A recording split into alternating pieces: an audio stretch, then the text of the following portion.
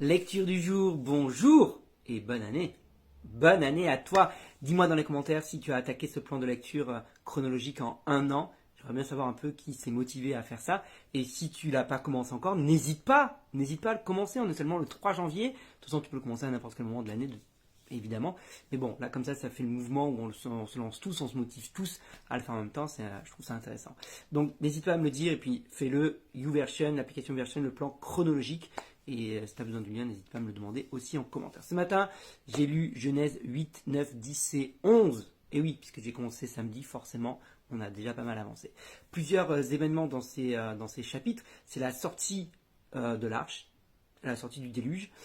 Il y a également un événement triste qu'on va parler tout à l'heure. Et il y a la tour de Babel et aussi les premières immigrations, mouvements des certaines populations.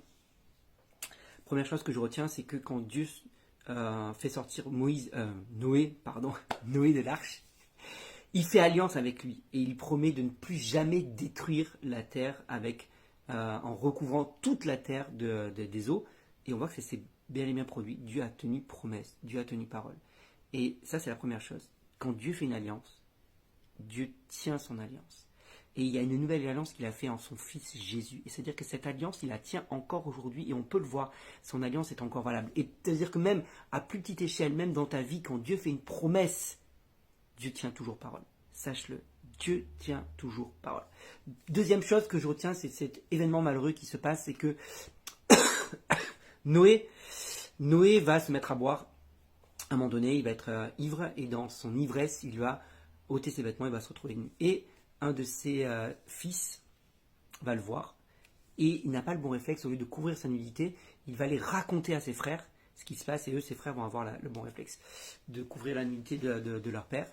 Et je méditais sur ce passage-là et je me dis, c'est vrai que on est tous humains et on fait tous des erreurs, mais on doit apprendre à couvrir la faute et la nudité de ceux qui commettent des erreurs plutôt que d'exposer l'erreur à tout le monde.